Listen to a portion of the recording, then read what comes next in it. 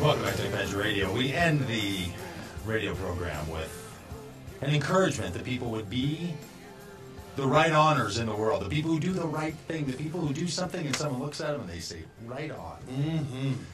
Because there are things in this world we can complain about, and we ought to. There's things, there's laments. There are things that we should name, and we should undo them.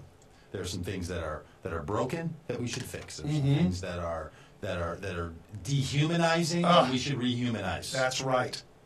And we call those right on. When someone does those things, when someone commits themselves to those activities, when someone is a part of that, and we thought we would do an MLK edition with this, because tomorrow is the big MLK 29th year since that was signed into law. 26th year that we've been observing it. Even in this country, took 3 years between when it got signed into law and when there was actually a national observance. Some things take a little while, as it turns out, around here. And some of this dream. Now, Martin Luther King is famous for many things, and I would like to remind many of our listeners here to Pagitt Radio, religious radio, that's not quite right. That he was a reverend, and that wasn't just a former job. He was no John Music, if you know what I'm saying. He was a functioning, acting reverend. He was somebody who was he was leading the Christian Coalition. There was a time, and there ought to still be a time, in which religious compulsion ought to push people toward the common good. What? And we should be careful. We should be careful. Just a little lecture here before I give the right on out. We should be careful not to tell religious people to zip it just because they're religious people. We should listen to them anyway, and we shouldn't become so picky about the motivations behind someone. Now, I disagree with some of my conservative friends. I disagree with some of my Tea Party religious friends on the content, but I shouldn't tell them to not express their opinions simply because they're religious. It doesn't make any sense. What we should do is we should compete with around the ideas, the battle of the ideas, not the battle of from where did you get your idea. I agree. So I think that we should be open to that. Now Martin Luther King was spectacular in a number of ways. The Reverend, his eloquence is unmatched. It's perhaps unmatched in a public figure. His ability, the speech for which he is famous, the one that was delivered during the March on Washington in 1963, is of course amongst. It's the #1 speech in American history, but it's also, to win awards and so on. But it is also one that captivated. But not the day it was delivered. We should be reminded on Martin Luther King Day, which we're celebrating tomorrow. We should be reminded that was not the speech that people thought was the big one. It was the one that took a little time to soak in. And the part that is most famous, the I Have a Dream portion of that speech, he was going off script. And if you watch the video, which you can find all over the internet, if you're watching the video, you see him reading quite often his speech because he liked to prepare a text. Then he delivered a very well-crafted text.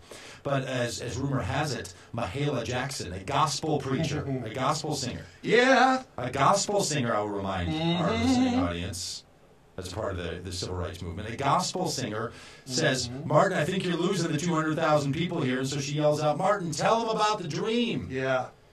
And so Martin looks up from his script, Martin Luther King does, and he riffs the I Have a Dream, which was part of another speech, was part of another set that he was working on. Like a jazz musician, he went off of the sheet music and worked on a piece that he had been preparing. And so he launches into the I Have a Dream. It's fantastic. So I want the right-ons to go out to people who are willing to go off script, first of all. People that are willing to free hand their telling of the story the way that it ought to be. But there's this one particular part in the prepared comments of the speech that I think were particularly powerful. And I would like to segue that into giving out the right-on to my friend Samir Salmanovic. I have a friend named Salmanovic. And I have to look at his name every time I'm going to pronounce it because for some reason, in my little English brain, I cannot get these Croatian names down right. Samir Salmanovic, he lives in New York City. I was with him this last week. He has a phrase called de-otherizing.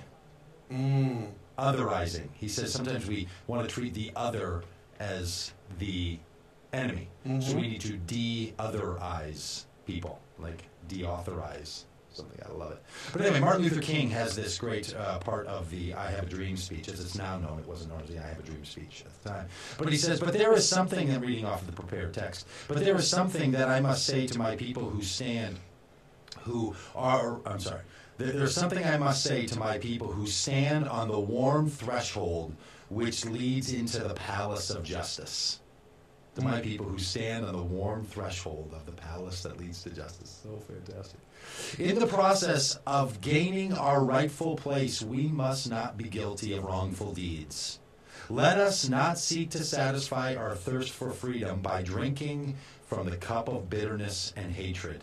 We must forever conduct our struggle on the high plane of dignity and discipline. Oh man, that is awesome. That's why he prepared speeches. I mean, that is eloquent. It calls it, and that's from a guy whose life was about to be taken from him in the coming years by an assassin's bullet. So he understands what it means to be standing at the threshold of that. So he's not making that. He's not saying go nonviolent because that's going to make things easier for me. He said go nonviolent because those are the tools of the other side. Yeah, and that violence, he would suggest to you, is just as powerful in hatred as it is in arms. Yeah.